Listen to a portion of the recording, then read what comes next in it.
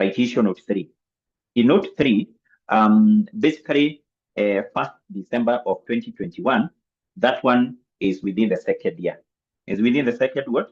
Yeah. And then I think note number 4, in the last paragraph, we are told on 1st June 2022, which should be the second year, there was conversion. So meaning that in this case, we need to proceed and basically compute the one-offs for 2021 by taking into account the shares which were issued at the start of the year. And also, we take into account note number 1, note number 2. Note number 1, note number 2. So we say to compute this, we need to have a column here for the date. For the date, basically the column for the description. For the description. For the description, the other column here should be for the number of shares. Number of shares. The other column here will be for the time factor. Time factor. And the last column here will be for some number of ordinary shares. Weighted average number of ordinary shares. Weighted average number of ordinary shares. Yes. So we start with the shares which were issued, the number of ordinary shares which were issued and fully paid at the start of the first year here. Where do we get those shares which were issued at the start of this year? We get that below paragraph 1. Below paragraph 1, you're told delimited equity balances on 1st of October 2020, which is basically the start of year 1. So in that case, we can be able to determine the number of ordinary shares which were issued here. So we'll say on 1st of October 2020, so we have the balance brought down. And how do we get the number of shares? To get the number of shares, we will take the ordinary share capital, which is basically 20,000. Remember that 20,000, those are not number of shares. That's what you can see up there. We're given those values in shillings. So this is the value of the shares. So to compute the number of shares, we need to divide that with the par value. The par value in that case is 10. So this means that the shares which were issued and fully paid at the start of the year were 2 million, or actually 2,000. 2 million. So our values here will be 1,000 of shillings. So the shares which were issued and fully paid at the start were 2,000. Then the time factor here will be 12 out of 12. We say that those shares will be held for the whole year. So basically, we take this times that, which equally will give us weighted average number of ordinary shares of 2,000. Of 2,000. That's what we have. Then from there, let's go to the information you have in note number 1, note number 2, because those are transactions which occurred in the first year. So we first of all go to note number 1, and you're told on 1st January 2021, the company issued 400,000 shares at full market price. So we will say on 1st of January 2021, there was issue at full market price. How many shares were issued? The shares which were issued were 400. And actually, we said even before you move to the other column, can you get the total for this? The total for that will be 24. Then we need to determine, or actually to come up with the time factor. These shares will be held for how many months during that year? Take into account they were issued on 1st of October, sorry, 1st of January, that is 1st of January. I hope you can be able to recall when the year is ending. That year of September. Those shares will be held for how many months during that year? They're to be held, or they were held for how many months during that year? They were issued on 1st January, the year is ending 30th of September. Yes, they were held for 9 months out of 12. And remember, we said these shares which are issued at full market price, they should be weighted on time basis. So let's take this times that. And I think that one will give us 300,000. 300,000, is that what you're getting? 300,000. 300,000. Is that what you're getting? Is that what you're getting? 400 times 9 all over 12. We should give us what? 300,000. So then from there, we still have another transaction. That is note number 2. 1st April 2021. 1st April 2021, we have said, is within the first year. Is within the first year. We say on 1st of April 2021, we are told the company made 1-for-5 bonus issue of ordinary shares to the existing ordinary shareholders. So on this date, we say there was a bonus. There was a bonus issue. So we need to determine how many shares were issued during this bonus issue. So we are told the company made 1-for-5 bonus issue. 1-for-5 means that the company was to issue 1 share for every 5 shares which were held. So how many shares were held before the bonus issue? The shares which were held before the bonus issue, we said you get that from this column here. The shares which were issued before the bonus issue were 2,400. 2,400 shares. So we cross multiply, then we divide. 1 times 24 divided that with 5. And that will, this one will give us what? This will give us what?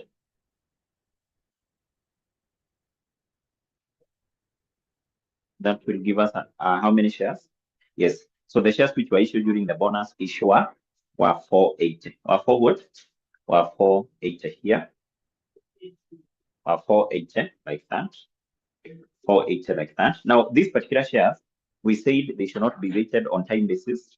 So in this case, we don't have a time factor there. But in this case, we said we need to do something to this share. We multiply them with a certain fraction. How do we compute that fraction?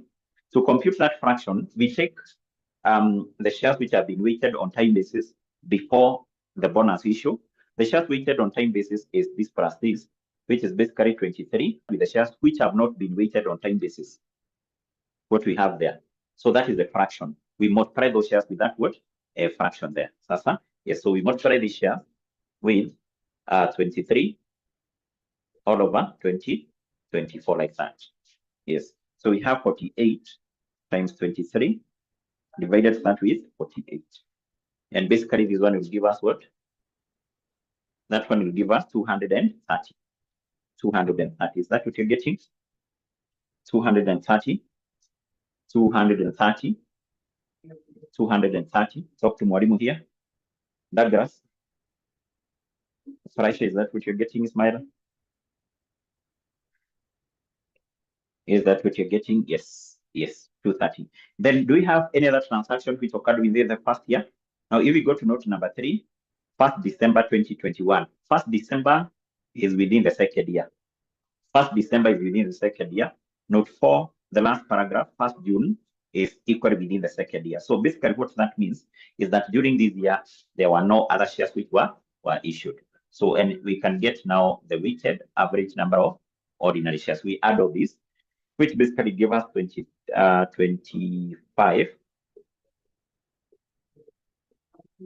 2530. 2530, confirm whether you're getting 2530. 2530. 2530, yes. So we compute the basic earnings per share by taking the cutoff, 2346, divided that with 1 ounce, which is 2530. So this one will give us what? So we have 2346. 2346 divided by 2530. And this one will give us shillings 0.927 shillings per what? Shillings per share. Shillings per.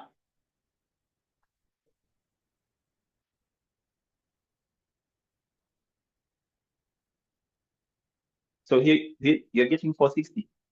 Yeah? You're getting 460 here. Okay, you need to correct Marimo, that is wrong. Is it 460? 460 hapo, eh? Okay, sawa. Sawa. So then let's correct this one. Let's correct this one. Let's correct this one. So it should be 2760. 2760. 2760. So I hope now the total is correct. So then let's compute the earnings per share. The basic earnings per share. 2346 divided by 2760. Yes.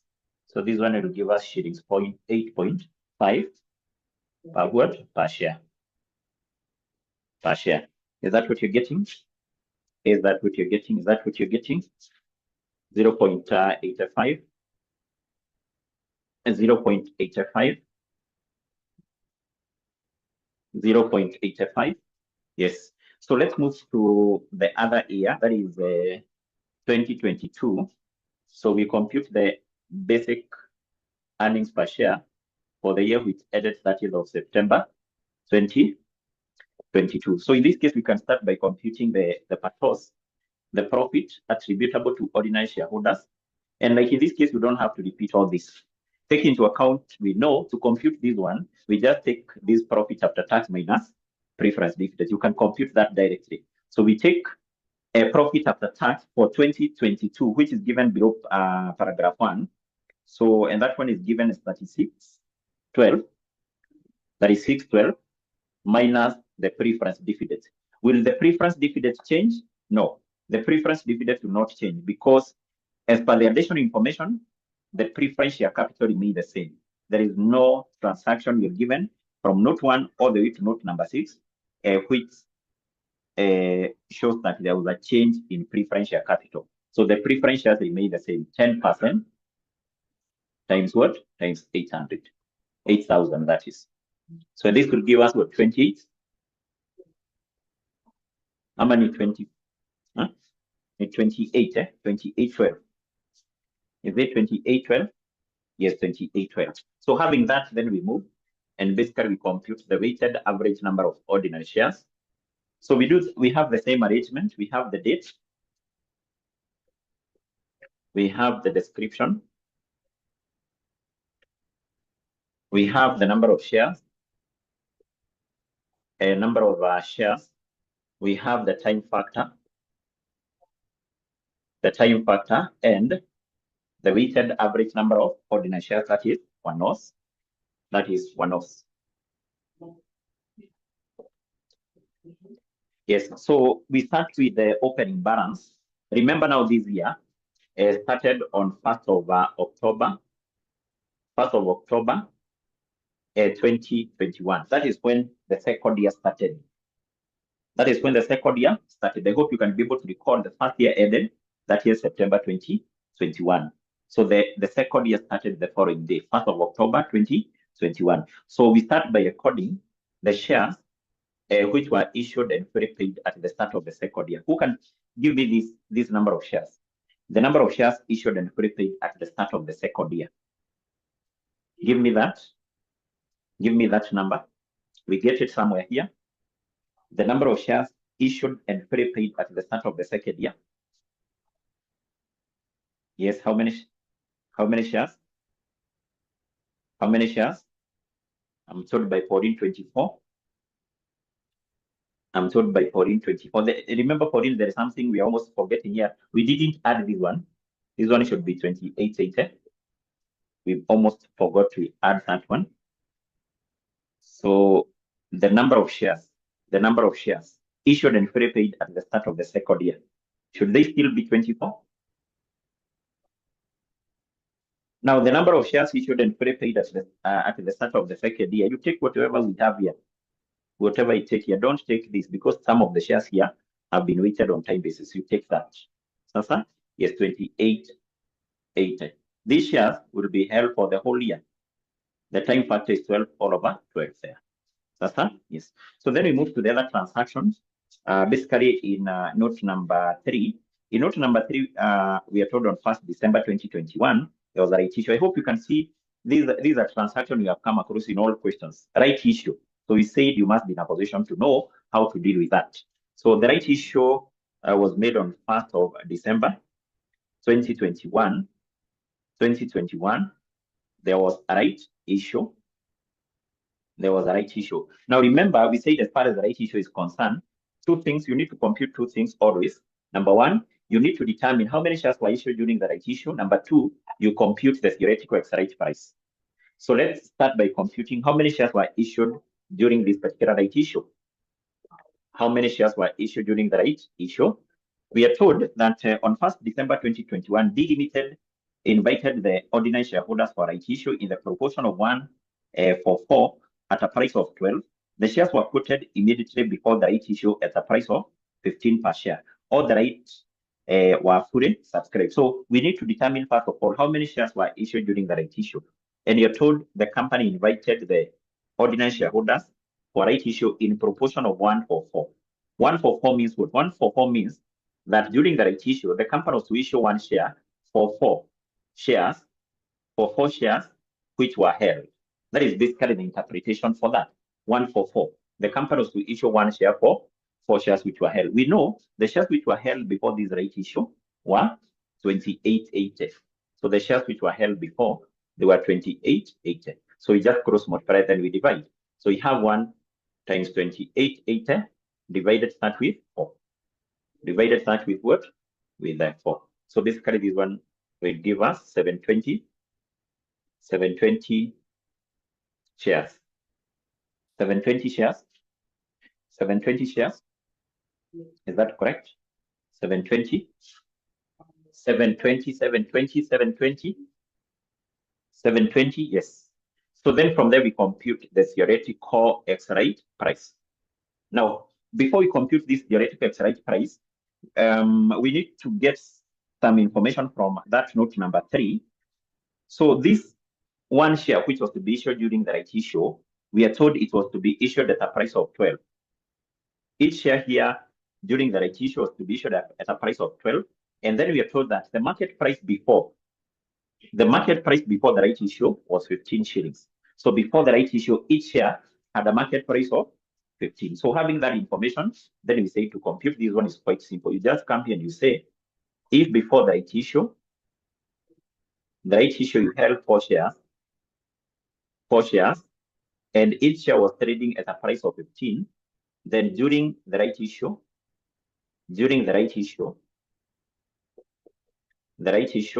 you are to be issued with 1 share, write that below this, 1 share at a price of 12. At a price of 12. Yes. So basically what that means, after the right issue, if you held 4 shares before, after the right issue, you'll be holding 5 shares. What will be the market price of these 5 shares? To get the market price of these 5 shares, we take this times that, which basically will give us 60. This times this, which will give us 12. And basically we add these two.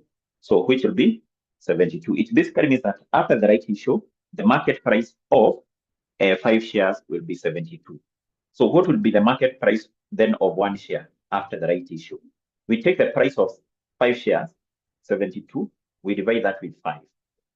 So that will give us the market price of 1 share after the right issue. 72 divided by 5.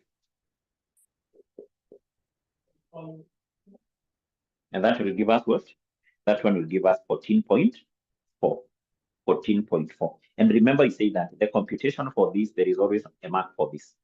There is always a mark for that. Make sure you get that one correct. Now, having that, then what we said is that these shares which were issued during the right issue, we say that these particular shares must be split into 2 components. The shares which were issued at full market price and the shares which were issued at nil consideration. Okay. So, but let's first of all, we record the shares which were issued during the right issue. This one, 720. And first of all, we get this total 0, 0, 6, 36. And then now these shares, we split them into 2 components. First of all, we determine issue at full market price. Issue at full market price, which we said is equal to the shares which were issued during the right issue, 720, times the issue price. Each share was to be issued at a price of 12, and then divide that with the theoretical exit price, 14.4. 14.4. Then these shares, they must be weighted on time basis. So these shares were held from December all the way to October. These shares were held for how many months? Are they 10 months? Are they 10? In 2022, we have 9 months. In 2021, we have 1. Is it 10 out of 12? Are they 10 months? Talk to Morimo here. Are they 10 months? Yes, they were 10. In 2021, we have December. That is 1 month. In 2022, we have 9 months. A total of 10 months. So we weigh those shares on time basis. So we have 720 times 12 divided by 14.4, then times 10 divided by 12. And basically, this one will give us 500. That one will give us what? 500. Then from there, we determine the bonus element. We determine the bonus what? Element. The bonus element will be equal to the total shares which were issued during the right issue. The total shares which were issued during the right issue was 720, these ones, 720, minus the shares which were issued at full market price. Shares issued at full market price is not 500, but basically these are the shares issued at full market price. Was that 600? Yes, I think it was 600. Yes, 600. So the bonus element is the 120. 120. Then equally, this particular bonus element, we say this one has to be multiplied with a certain proportion. Although I think in this case, if you check on the shares which were weighted on time basis before the right issue, they are 2880. The shares which are not being weighted on time basis were 2880. So let's just, although that one will not change, 2880, the shares weighted on time basis over the shares not weighted on time basis. So that one will not change anything. So this one therefore remain 120. 100 and what? 20. 120. 120. 120. Actually, you can put it here, 120. So we are done with that. So let's move to the other transaction. We're done with note number 3. Let's go to note number 4. You're told the company has had in issue a convertible loan stock of 6 million, which carries an effective interest rate of 8%. This means that this company had issued a convertible loan stock. Because if you go back to the information we have below paragraph 1, there is no any information about those convertible loan stock. But this company had issued 6 million convertible loan stock. Effective interest rate is 8%. We are told each shillings 1,000 nominal value of the loan stock will be convertible at the holder's option into 600 ordinary shares. And then you're told on 1st of June 2022, holders of 1.5 million exercised their conversion option. Exercise their conversion option. Basically, what that means is that they converted them into ordinary shares.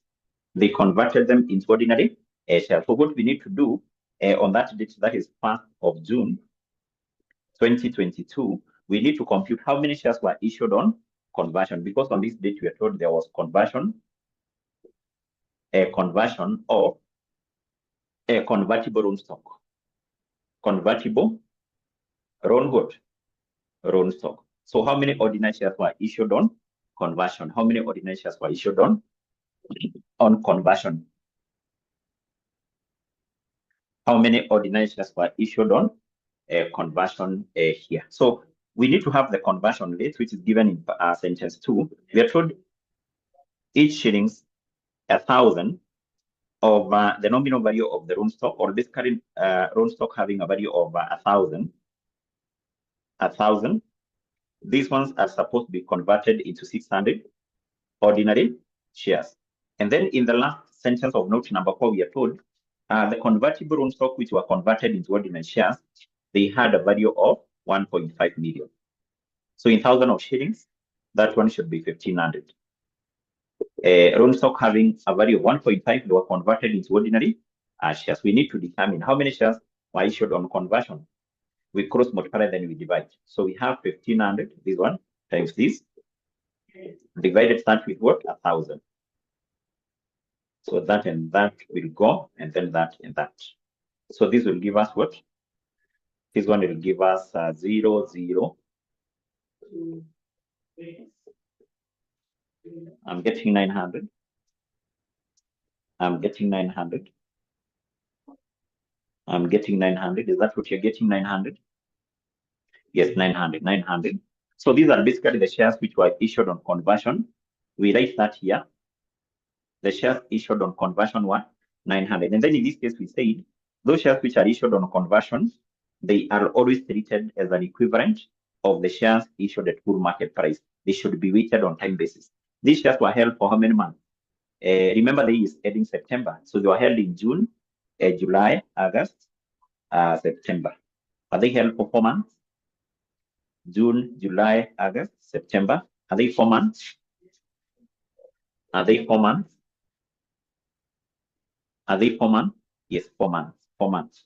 So then we get now the final value, So 900 times 4 divided by 12. And that one will give us 300. So these shares are treated as an equivalent, of shares issued at full market price. Then here we have 1.5 million. 1.5 million is the last sentence of note number 4.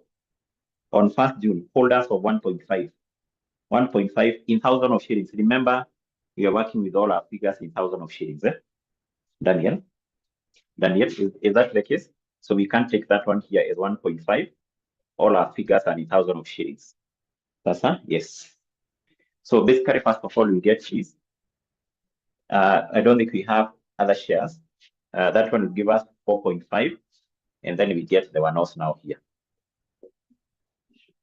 Let's get the one-offs. We have 2880 plus 500 plus 120 plus 300. And basically that one will give us 38. That one will give us 38. Are you getting 38? Are you getting 38? Yes. Yes. So we compute now the basic earnings per share. We take the pathos, which is 2812, divided by 1 hour, 38. So what do we get here? We have 2812 divided by 3800, and basically I'm getting 0.74 shillings per what? Shillings per share. Shillings per share. Shillings per share. Is that what you're getting? Is that what you're getting? Is that what you're getting? 0.74. Is that what you're getting? Yes. Yes, that is basically what is required. So we're done with the Roman 1. Actually, this is a very, very good question.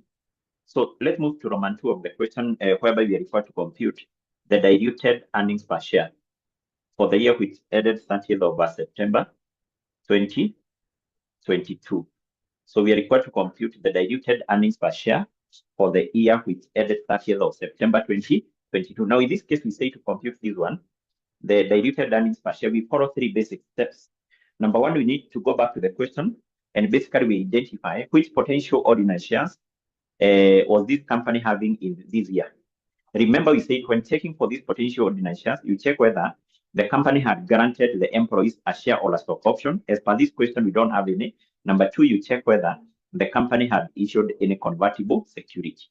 Sasa, yes. And I think in our case, we have a convertible security. As per the information we have below paragraph 1, we don't have any convertible security. These preference shares, unlike the other questions which we did, these preference shares are not convertible. Don't consider them as potential. They are not convertible. Sasa, yes. In our case, what we have is the convertible on stock in note number 4. So in this case, we only have one potential ordinary share. We only have one potential ordinary share. What we have in note number 4, and that is the convertible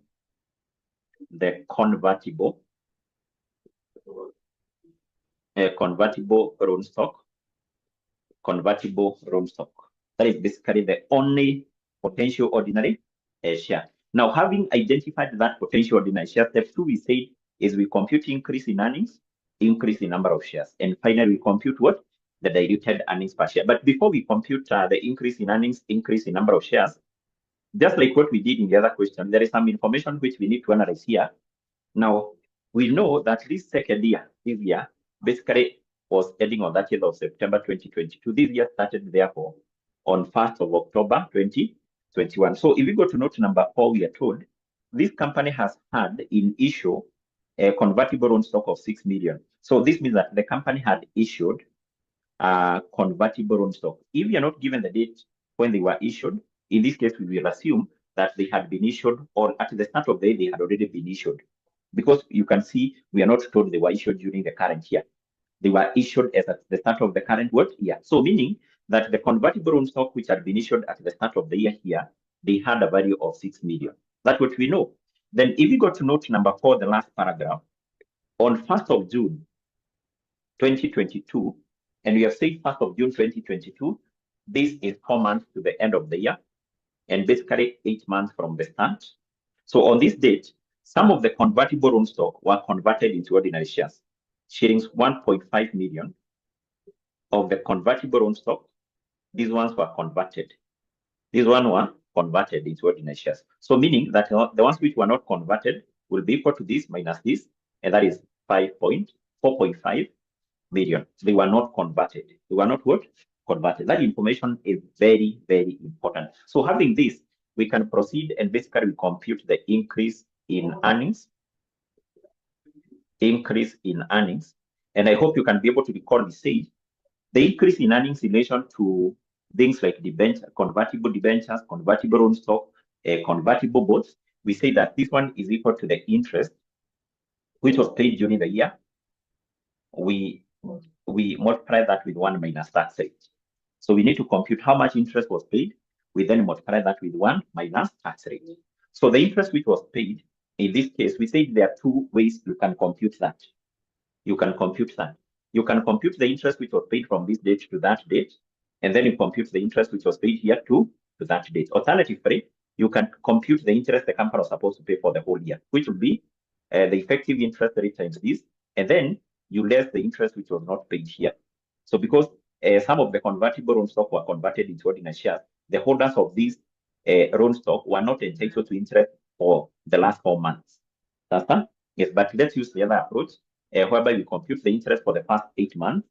The effective interest rate is 8%. So therefore, the interest which was paid in the first 8 months here will be equal to 8% times a convertible own stock having a value of 6 million. Our values, we work with our values in thousands of shillings. Now, this one is per annum, but we're interested with the interest for the first 8 months here. 8 months. That is the interest the company paid for the first 8 months. And then in the last 4 months, we take effective interest rate times the convertible own stock, which were not converted into ordinary shares, 4.5, or basically 4,500, times 4 all over 12. That will give us the interest which was paid in the last 4 months.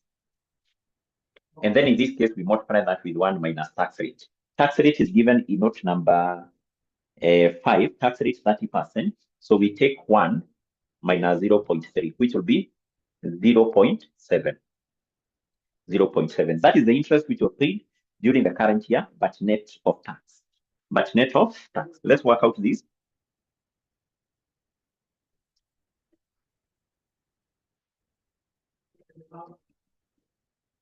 So I'm getting the 20th here.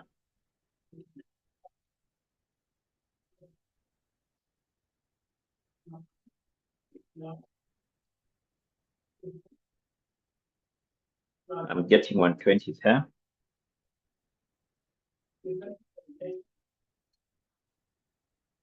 And basically, I'm getting a total of,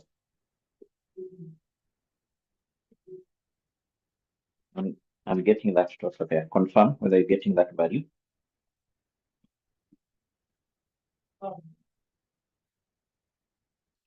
Is that what you're getting? 308. 308. 308, is that what you're getting? 308, yes. So that is basically the increase in earnings. So then from there we move and basically we compute the increase in what? The increase in number of shares. Increase in number of shares. So to compute the increase in number of shares, the first thing we must have here is the conversion rate. The conversion rate, we have it in note number 4, sentence 2. We are told each shillings 1,000. Each shillings 1,000. 1,000 of the convertible own stock are supposed to be converted into 600 ordinary shares. Into 600 ordinary shares. In this case, we need first of all to compute how many ordinary shares would have been issued by the company in the first 8 months, and then we do the same for the last 4 months. In the first 8 months, the convertible own stock which had been issued by the company, they had a value of 6 million. They had a value of 6 million. In thousands of shillings, that one should be 6,000. So this will apply for the first 8 months. So we want first of all work out this. So in the first 8 months, we have 6,000 times 600 divided by 1,000, 1,000 like that. And then we are saying that this one will apply for the first 8 months out of 12. And then in the last 4 months, the convertible own stock which had been issued by the company, they had a value of 4.5. 4.5. So we take 4.5 times 600 times 600 divided by 1,000. And basically that will apply for the last 4 months out of 12. That is how we compute the increase in number of what? The increase in number of shares. So this one will give us what? So that and that and that will go. So 1, 2, 4. So this one will give us 24.